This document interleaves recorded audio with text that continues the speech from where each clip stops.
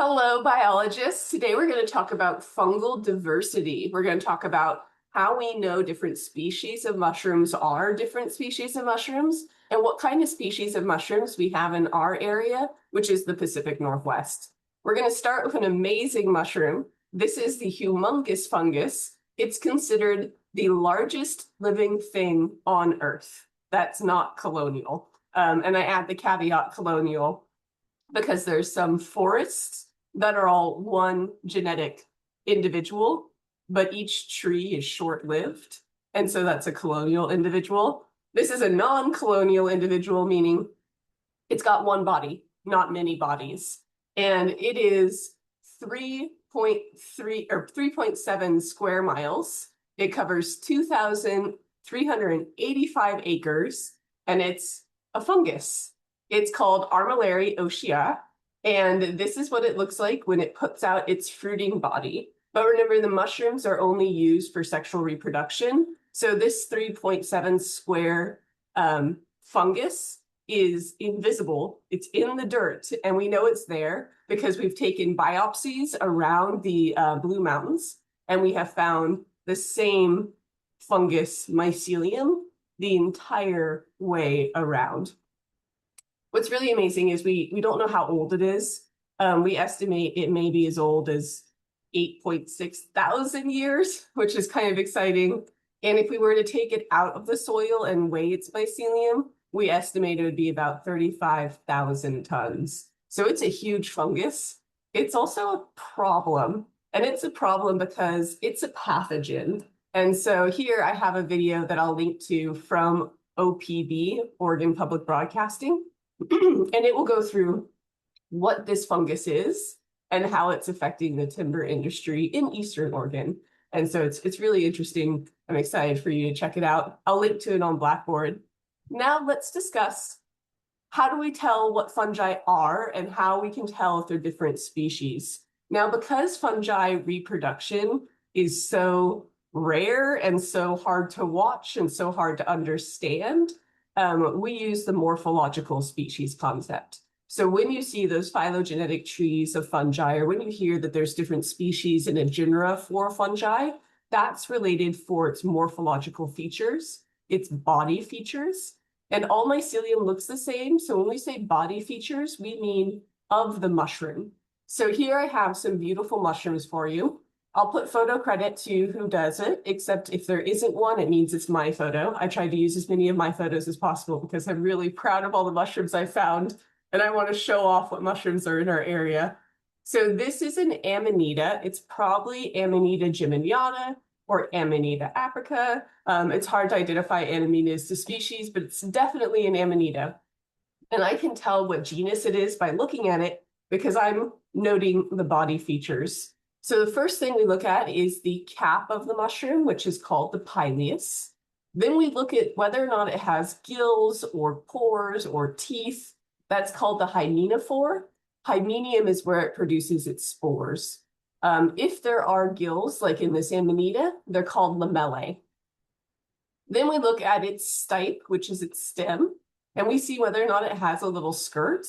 Amanitas do. They have these cute little skirts. They're called annulus, and that annulus covers the gills when they're immature. So it's a protective layer for the gills, and it will sit there and look like a sweet little skirt. Sometimes it falls off so you can't see it. You can see just the corners of this one here. So that tells me that that is in a group that has a skirt. Then at the base of my Amanita, it's kind of swollen at the bottom. I can see there's this ruffly material. You can see it here. Looks really good in this immature one. That is called the vulva. It is part of the universal veil. The universal veil covers the whole mushroom as it's developing. So the partial veil covers the gills, the universal covers the whole thing. In this baby Amanita, I can see this white fuzz all over it. That's the universal veil. And as my Amanita grows and the cap gets bigger, that fuzz spaces out and I get the dots on top of the mushroom that you see on like toadstools and Super Mario mushrooms. So those are remnants of the universal veil. And that's what we call them, universal veil remnants on the top instead of dots. And that is an indicator with the vulva and the annulus that this is an Amanita. If I were to gently remove it from the dirt and wash away all the soil, I would see that it's connected to the mycelium.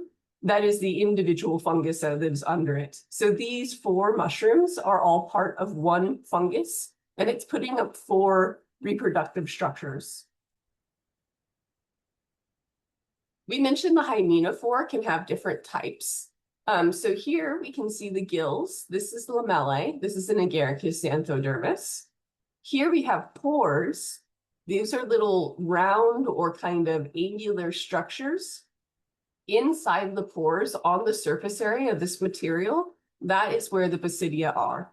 On the edges of these gills, that's where the basidia are. And then here we have a beautiful hericium. Hericium has its hymenium in these little teeth or these little spines, kind of looks like icicles. That is where the basidia is produced, is all over these little teeth. We also identify the mushroom based on the pileus features. We look at the overall structure. Is it convex? Is it conic? Is it parabolic? Is it plane, meaning flat? Is it uplifted? So the overall structure of the mushroom cap. And we look at whether or not there's a bump. This one here, if it's really big, is called an umbo. If it goes down like a belly button, it's depressed or umbilicate, because umbilicus means belly button. So think like a little belly button going in. We also look whether or not it's got hair on it. So it could be velvetose, which means just like, you know, that baby hair on the tip of your cat's nose, that's velvetose.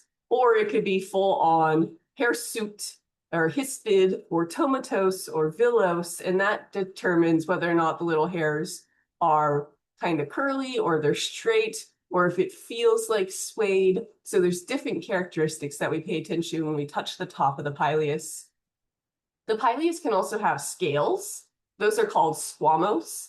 We have a group in our area that has a lot of scales that I'll show you in a second. It's really beautiful. Then we're going to figure out whether or not it has that universal veil. So this is Amanita muscaria.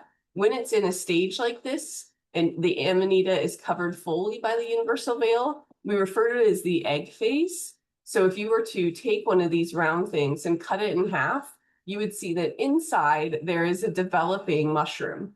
That's actually really important because this, if you couldn't see the red, looks a lot like a puffball. And puffballs are edible, but Amanitas are mostly toxic and they're our deadliest genus. So sometimes people will pick something like this, thinking it's a puffball, like look how thick that is, and they'll eat it without opening it. And you want to be sure to open your puffballs and make sure it's not actually an Amanita, because Amanitas can kill you.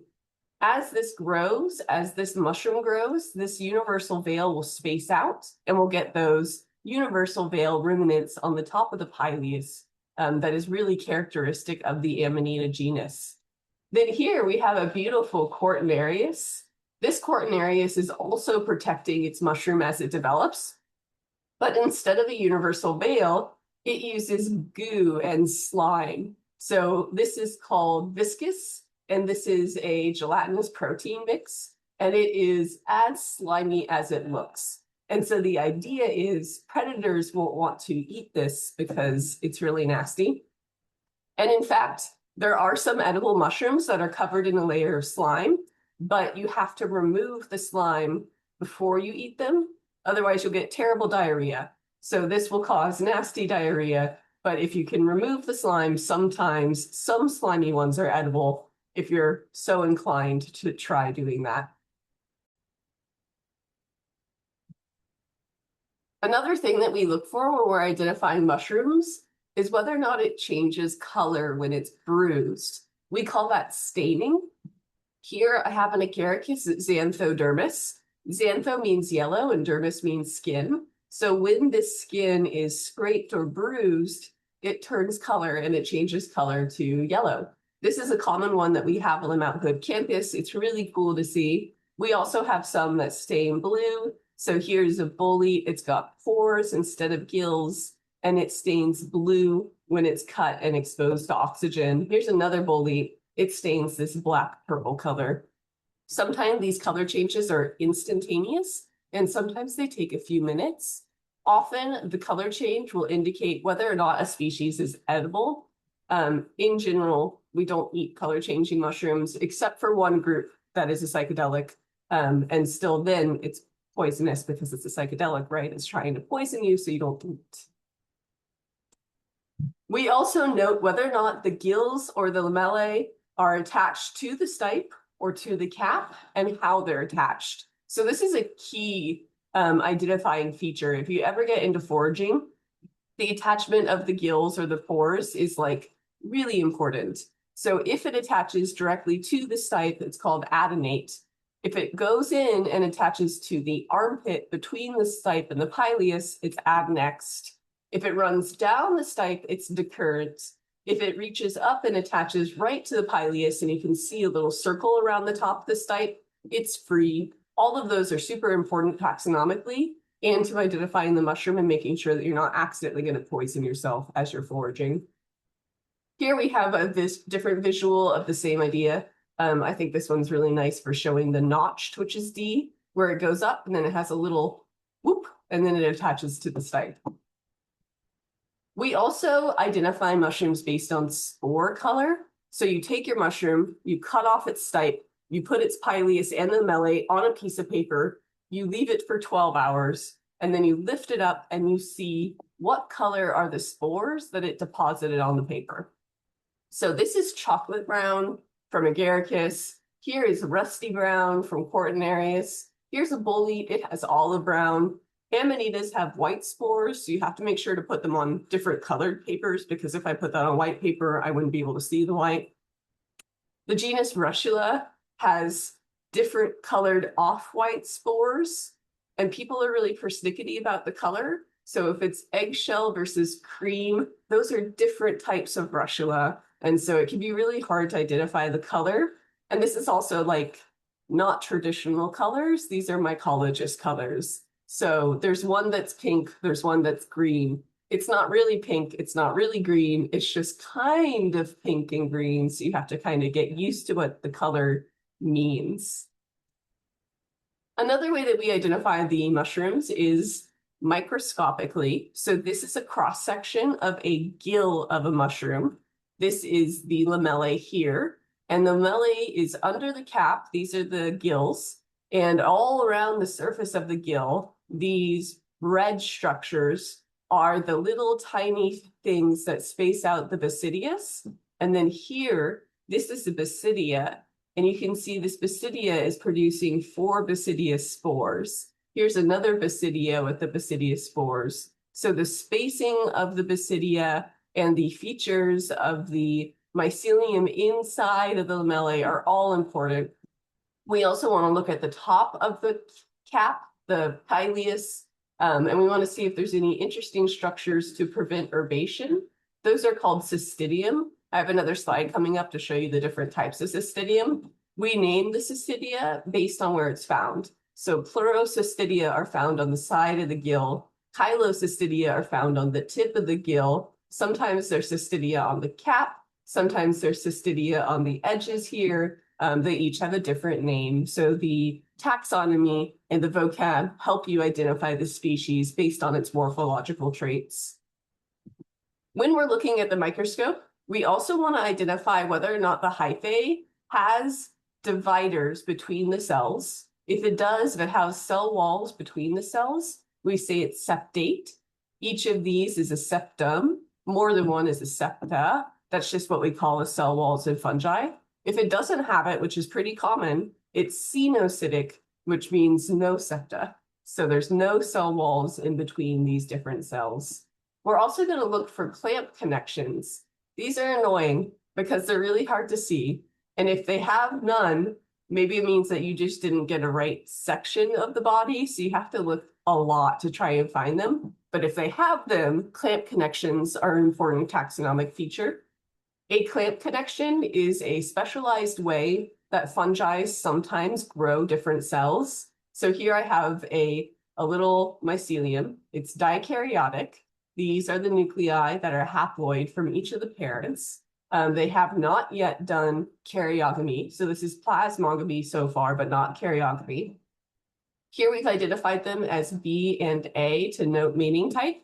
And now this cell is going to divide into two cells. And the way that it does it is so weird. Are you ready? So here, we're going to create a little projection on top, and you're going to put nuclei A into that little projection.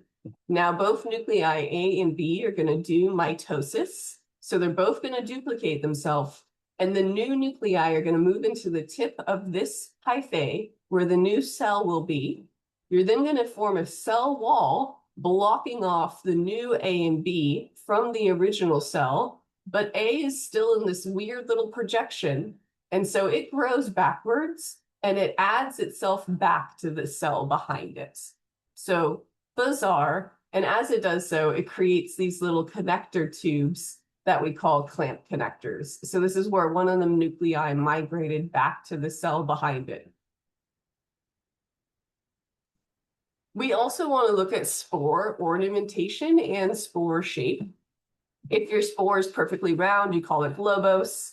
If it is curved and looks like a boomerang, we luckily call it curved. There's lemon-shaped, there's pear-shaped, there's ovulate, all sorts of cool things. Fusiform is football-shaped, but if the football got kind of pulled out. So that one is really common, fusiform. Then we look, does it have ridges on it? Does it have spikes? Does it have a web pattern? Is it veiled? Each of those has a vocab word associated and helps you identify your fungus to species. Here are the cystidia that we mentioned earlier. Cystidia are sterile cells, so they're not basidia, and their goal is to prevent herbation. And so the way they do this is they work like swords, basically. They grow out the sides or the bottom or other places on your fruiting body, and they are huge, and they are sometimes thick-walled and sometimes encrusted with crystals or spikes or weird projections. And these are intended to stop bugs from eating your mushroom. So if you were a bug, coming up here and trying to bite on this would mess up your little mouth parts. And so it's a defense mechanism. Here we have some really thick ones. Here we have some that are filled with different types of resins that make them unpalatable. We have some that are huge. Each of them gets a different name. Each of them would get a different name based on the location as well. So you could have leptocystidia that's either chiro or plural, depending where you find it on the mushroom. And then everything taken together looks like this. So here are the morphological features all together. If you were using identification key, it would look like this. There would be a picture of the mushroom. This one is itty bitty on a broadleaf. So here it is right there. If you zoom in, you can see these tiny little mushrooms growing from this rhizomorph, this little line. And then if you look at the key, A is basidiospores. There's a scale bar here. The scale bar is 10 micrometers. B is basidia. Some had 4 little projections, some had 2. D is the chylocystia, the pilepelleus, and there's a thing covering the base of my screen, so I can't read the last ones, but you see the point. All the different features listed together. So these pictures I'm showing you right now are actually from my thesis. This is from the morphological monograph of Mycena from northern Thailand. What that means is I studied Mycena from northern Thailand, and I wrote up a little book about what they look like. That's morphological monograph. So here's one that was an unknown species. We still don't know what the species is. It is unnamed. We will not be able to name it until someone goes back to the exact location and finds a similar mushroom and can verify that it exists more than once. So you need more than one type of it to say it's real. Here is Mycena longicita. So this is the full cap of the mushroom in the microscope. And you can see it has these massively long seta hanging off the cap. Those would be like giant spikes if you were a bug, and that would prevent you from trying to eat it. And then it had these really cool marginal cystidia, these all like the fringe hanging off. And those, when you zoomed in, they looked like C. So those were really beautiful marginal cystidia, and they were really, really cool to see in the microscope. Here's another one, Mycena inclinata. So this is what the mushroom looked like. It was a very wet day that day, as you can tell, a really great wood rotter. Here we have the basidiospores, the basidia, and the different cystidia and little nodules that were found on the hyphae. So I think it's really cool to see how these morphological features fit together. There's one more for you. This one was neat because this mycena was sticky. And so when we looked at the top of it in the microscope, it had this really thick layer of hyphae that was just woven together with like slime or phlegm. And we call that an ixocutis. It was really neat to see in the scope. These are the basidiospores and the basidia and the different chylocystidia. All right. So what kind of mushrooms do we have here? Those were examples from northern Thailand. Let's look at our local ones. And I'm going to go through some major genera that are really common. And if you're into foraging, these are going to be things that you may look for and lookalikes that you want to avoid. So first, we have our state mushroom. This is Cantharellus formosus. It's the golden Pacific chanterelle. Really beautiful. It's got an upright stature. It's got a depressed pileus, but instead of lamellae, it has ridges or wrinkles. So it doesn't have true lamellae. Its hymenophore is wrinkled. That is an important identifier to tell the difference between an actual chanterelle and a false chanterelle. False chanterelles can be toxic. So when you're looking for a chanterelle, beautiful golden color, not orange, not yellow, but like gold. And you want to make sure it does not have lamellae. So here's this lovely Pacific chanterelle. Here's another type of chanterelle, which highlights the ridges. This is Cantharellus rhonicanus. It's the rainbow chanterelle. It's called the rainbow chanterelle because in the mycologist world, this has a lot of different colors. This is pink, this is orange, this is tawny, and it was considered rainbow colored by someone who identified it. Mycologists kind of make up colors, so I don't think it looks rainbow to me, but that's what it is called. I identify it as a rainbow chanterelle because it's usually squat and it's dense. It's really firm. So here's our beautiful rainbow chanterelle, and you can see those ridges that are not gills. Here's another type of chanterelle. This one's in a different genus. It's called Craterellus tubiformis. This Craterellus additionally does not have gills. It has ridges, and it is wonderful edible. It's bendable. You can bend it in half and it won't break. So when you cook it, it has the texture that's kind of cartilaginous, and I think it's lovely. So this is my kitchen sink, and I have my harvest of winter chanterelles. I like to eat them in soups. So I'm a big fan of these. What's cool about the winter chanterelles is they're pretty resistant to freeze. This was in Gifford Pinchot, and this one here was damaged by the frost, but it protected all of its little buddies under it. So these probably fruited after this one was exposed to the frost. So I find these well into January and February. Here we have the white chanterelle. The white chanterelle tastes really similar to the other chanterelles, but if you're selling your mushrooms, this one doesn't get as much money because its color means that the dirt shows up really easily, and it often looks dirty and ugly. And so white chanterelles are not particularly desirable. You don't usually find them in stores, but they are edible and they're delicious. They're just not as pretty. White chanterelles also kind of grow half underground. So you can see this one here is covered by all this moss and these pine needles in this dirt. And so they're hard to clean as well. Again, it doesn't have true gills. Those are ridges. They're not full plate-like structures. Now let's get into some of the false chanterelles. So this looks like a chanterelle based on color. It will have a nice kind of golden color, but this is Hygrophorapsis. So Hygrophorapsis. And Hygrophorapsis looks really similar. It even has those ridges, but it's not a full chanterelle. Its spores are different, the cystidia are different, the way that it grows is kind of different. And when you take a chanterelle and you pull it apart, it'll peel like cooked chicken. That will not happen with your Hygrophorapsis. This is considered toxic. It won't kill you, but it's not edible. Like you will yak, there will be diarrhea. It will be an awful day, but it probably won't kill you. But no one wants to go through that. Like don't bother that. So pull your mushroom apart. Make sure that it peels apart like chicken breast. If it doesn't, it's not a chanterelle. Here's another false chanterelle. This is Omphallotus. Omphallotus is cool. It's a pathogen. Sometimes it glows in the dark. That's really exciting. It has true gills, so you can see how sharp those are compared to the wrinkles that we've been looking at. And it grows in clusters. Chanterelles do not grow in clusters. The winter ones can, but remember, the winter ones can be bent. These cannot be bent, but they also don't peel apart like chicken. Omphallotus is toxic. We do not want to eat this. This could be dangerous to eat. Then we have another false chanterelle. This is called the turbinellus.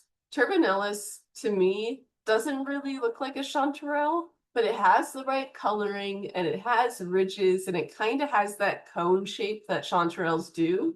So it has tricked people. This one won't make you sick, but it's also really mealy and bugs love to eat it. So it's often full of maggots. So it's not considered edible. Some of the species are inedible, but here we see those great scales that we were talking about with the taxonomic features. So really lovely scales on top of this turbinellus. Here are two more false chanterelles. So there's as many false as there are real. These look like the right color, kind of. This is a little bit more pale, more apricot. This is a little more orangey red. I don't think either of these is golden. They will not peel apart like chicken. They have true lamellae. Those are your two indicators that these are not chanterelles, but they occur at the same area, and they have tricked people before. This is Corogumphus. So Corogumphus, and we have two different types that grow in our area. By the way, Mike Wood here, this photo credit, he's got a website called MycoWeb, which is amazing, highly recommended, great for identifying mushrooms. We also have the lobsters. Lobsters come out at the same time as chanterelles. They have the same general body structures, and these are great edible. No one really mistakes them for chanterelles because they don't have any high medium layer at all. And the reason they don't is because this is a russula that has been eaten by a mold called a hypomyces. So the russula itself is white. We can see that inside, and the hypomyces is orange. The hypomyces is parasitizing the russula, and it has devoured the hymenial layer. So now where there used to be full-on gills, there's nothing. As it devours this mushroom, it changes the flavor and it becomes edible and delicious. And so this is a really sought after edible. They often hide like this. We call this a mushroom hump. So you look for little bumps in the dirt and see if there's a mushroom hiding in there. One of my favorite edibles is the hedgehog, so named because it has teeth, like a little hedgehog has spikes. And it is sometimes in the family of chanterelle, sometimes not. This edible looks like a chanterelle a bit because it has that funnel shape. It's a little bit of an orange apricot color, but there's no ridges. Instead, it has these really cool teeth. This will not peel apart like chicken. It's actually kind of brittle, but it's got this lovely umami flavor. So these are always really fun to find. I find these in Estacada every year. That's where I go to look for hedgehogs. Its name is hydnum. Hydnum refers to teeth. This is Spiraceus. Spiraceus is called the cauliflower mushroom. I find cauliflower mushroom in the same spot every year in Corbett, and I get really excited about it. Cauliflower mushroom are edible and they're delicious. When they're cooked, their texture changes and it's kind of noodly, so they like become noodles. They're really mild, just a little bit nutty. There's not a lot that looks like this cauliflower, so that's always really nice because it's pretty easy to identify. The only bummer is all of these spaces between them, needles and dirt get in there and they're hard to clean. So they're a pain to clean, but they're lovely to eat. This is another one here called witch's butter. So witch's butter is a jelly fungus. And it is edible, but it's flavorless and it tastes like a flavorless gummy bear. People do harvest them and then they'll candy them. So then you have a sugary gummy bear. That's a new thing that's happening online with foragers, but why bother? We have the bleeding tooth fungus. This is Hydnellum. Remember, hid for teeth. This one has teeth as well, but its most characteristic feature is that it bleeds when it's young. So it exudes this red latex. We don't really know why, but this red latex is hella bitter. So it is a super, super bitter, and it only does it when it's young. When it gets older, it stops bleeding and it becomes really woody. So it's not considered edible for those two reasons, but it is super metal and it's really exciting to see it in the wild. I have found that in Gifford Pinchot several years in a row, so it's cool to see. This is another jelly fungi. This is pseudohydnum, hid for teeth. If you look at this photo, you can see the fuzz on the bottom. It does have teeth as a hymeneal layer, but it's not really teeth-like, and so it's pseudo. Pseudo means false. And its species name, gelatinosum, tells you that it's a jelly fungi. So it's got no like structure to it. If you went up to it and flicked it, it would jiggle back and forth. So it's got the texture of like a gummy bear. Jelly fungi in general are edible, but flavorless. Some of these can get quite big, like the size of your palm, but most of them are probably like the pad of your thumb. So again, people are collecting these and sugaring them and eating them, but they're not notably nutritious or delicious. They're just a really great decomposer and really fun to find. They're called a cat's tongue because they have like, you know how cats' tongues are spiky? So it's kind of shaped and looks like a cat's tongue. Then we have chicken of the woods. That's Lateiforus. Just pronounce every vowel and say it with confidence. There are a couple different kinds. This one grows on conifers, so Conifera cola. Cola means loving or eating, so it loves to eat conifers. This was also in Gifford Pinchot. Here is a conifer tree, and it's got this wonderful shelf fungi. The color was fabulous. I was so excited to find it. It was quite big. It's got a yellow margin and then an orange pileus. Note there is no stipe, so it grows right out the side of it. If you're to look close at the bottom, it would have pores instead of teeth or gills. And this is considered edible. It's the chicken of the woods, but it's only edible when young. When it's older, it kind of, A, gets brittle and gross and woody, and B, it turns a white color, and that means that it's not edible, it's inedible. This is one of those species that some people react to and some people don't. So it is considered edible. People do love it, but some folks, it makes them yak. And what's really interesting about that is it happens about 45 minutes after eating it, and it lasts for like half an hour, and then you're fine. So it's not toxic, but it does make some people vomit. I personally have not eaten it because I don't want to figure out if I'm one of the vomiters. Here is our beautiful porcini, maybe one of my favorite mushrooms because I love how chonky it is, how like plump and full. It's got this wonderful toasted bun color up here. So think like King Hawaiian rolls, a nice fat stipe. If you look under at the hymenium, it's got pores instead of gills. This is a nutty, mild mushroom. It's really delicious. It's a highly sought after edible, and it's mycorrhizal. Here, this is from campus. Both of these pictures are from campus. This one is from by the theater. This is over by fisheries. And these are associated with these oak trees. So there's two different types of oak trees that these mushrooms are associated with on campus. They're associated with other types of trees as well, but the ones that I have these pictures of. And that means that this fungus is providing the tree with water and nutrients, and in return, the tree is providing the fungus with sugars. So that's our mutualism that we talked about before. Really wonderful mushrooms. These porcini by weight are as valuable as timber. And so since they're associated with trees, they tend to be associated with older, mature trees. There is a push now to conserve forests that have porcini. because if you are to keep them alive, you can sell them and make good money.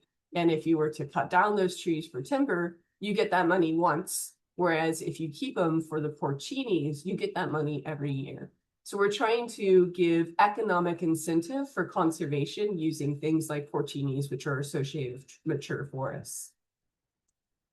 Here are beautiful Amanita muscaria. These are both from campus. I love how clustered these are. We can see some really important taxonomic features. We have the universal veil remnants on the cap, on the pileus. We have the annulus hanging down. You can see that skirt on the stipe, big free lamellae. And if I were to dig it up, you would see that there's a vulva at the base of these stipe. Absolutely gorgeous. Amanitas are toxic. Don't eat amanitas. Yes, there are some edible amanitas, but it's our deadliest genus. It's really not worth it. There's a t-shirt that I keep thinking about buying that just says amanitas, they'll kill you. Here's our deadliest amanita. This is Amanita phalloides. It's called the death cap. This is from campus. I actually found these amanitas right next to those porcinis. So deadly ones and wonderful edible ones growing together. This death cap could kill, this one mushroom could kill probably 5 people. And there have been cases in the news recently, famously that woman in Australia that intentionally murdered people with Amanita phalloides. And unfortunately, not too long ago, there was a mass poisoning where one person died and about 20 people were hospitalized because they were served Amanita phalloides. And you might be like, why? Why would you do that if it was such a poisonous mushroom? And the reason is Amanita phalloides in America is deadly. The same mushroom in other countries is edible. Specifically in Southeast Asia, the mushroom that looks like this, looks like it exactly, is edible and delicious.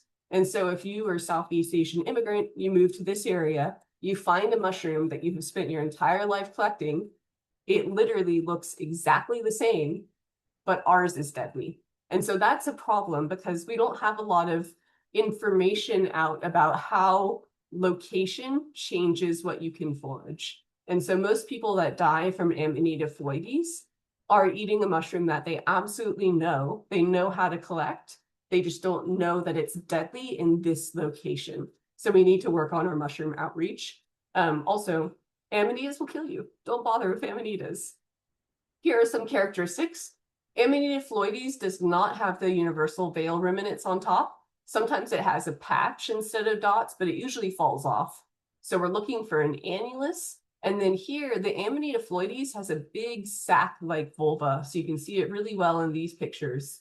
You could stick your finger down in it. The egg casing, as it was developing, stays on and sits there kind of like the end of a reptile egg. So it's really notable that way. It has a kind of greenish yellowish or brownish yellowish color.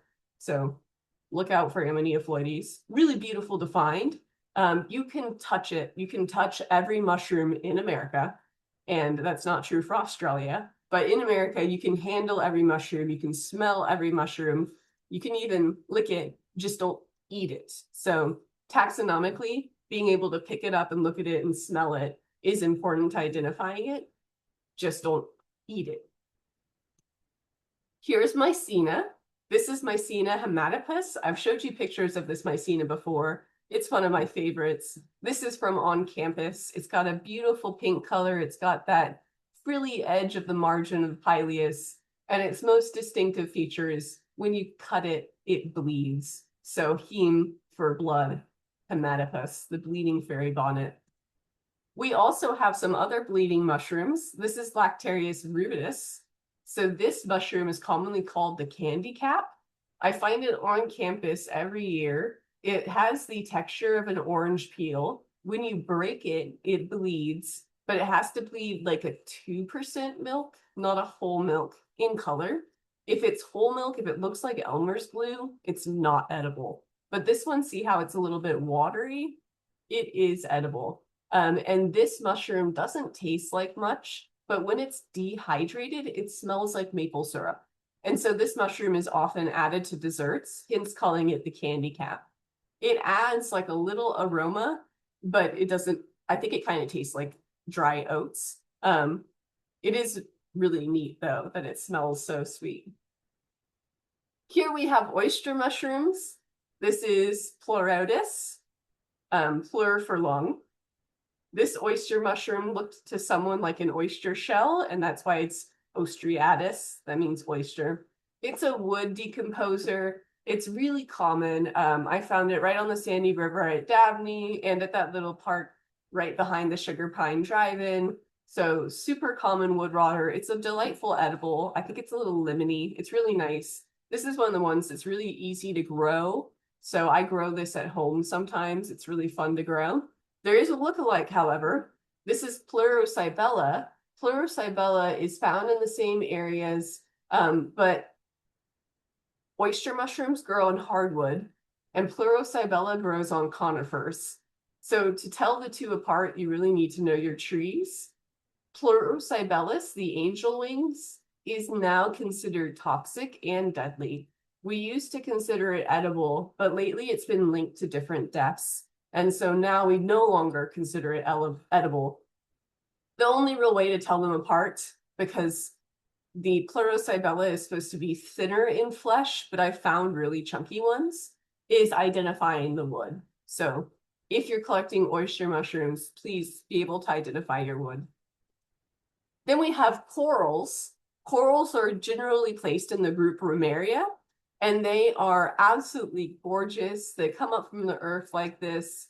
They're almost all mycorrhizal. There's a couple wood rotters, and they have these little projections, these little fingers, and it's up on the tips of these fingers where the hymenium is. So most of the branches are actually sterile, but up on the tips, that's the hymenium layer.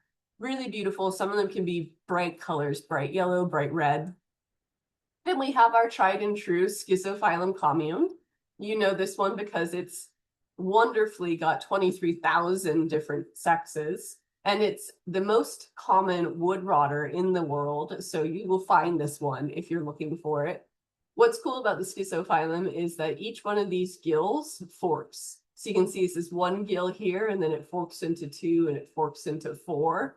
That is a special feature of Schizophilum. So Schizophilum is the split gills because they fork as they grow. Really gorgeous. It's usually furry on top, so it's called tomentos. Now, if you're interested in mushrooms, there's some keys I recommend. Keys are really important for taxonomy. What it means is it'll give you 2 features, something like the color of the cap is purple, or the color of the cat is not as above. And then each of those features will lead you to another couplet. So if it's purple, you go, yes, and you'll follow the line and it'll say, go to number 2. And number 2 will be like, the cap is smooth, or the cap is tomentos. And you'll choose which one fits your mushroom better and keep following the key until it gives you the identification for that specific mushroom. I recommend the Pacific Northwest Council key. I really like this key, and I'll put links to these on Blackboard, because there are pictures for a lot of them. So you can pull up the pictures and compare that way. Mike Wood, his website is MycoWeb. I pointed out his name. He's got incredible pictures. He also has a book out. And for full disclosure, he was on my thesis committee. He is an incredible mycologist. One of the people that he works with really closely is Dennis Desjardins, who is my graduate professor. So MycoWeb is a wonderful resource, great descriptions, great photos. Then there is Mushroom Expert. Mushroom Expert is from the Midwest, and it is common knowledge for mushrooms. The name Mushroom Expert was actually a joke because Michael Koo, the guy behind it, was making a joke about how hard it is to become an expert at mushrooms. There's wonderful information on that website. The joke is no longer true. He is a mushroom expert, and I love that website. I use it all the time. Great photos, great keys.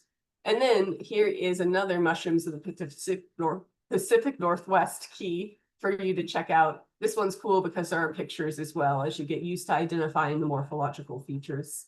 So I hope that helps. Let me know what kind of mushrooms you find. You can email me pictures of mushrooms anytime. I love talking about mushrooms. I hope you have a great day.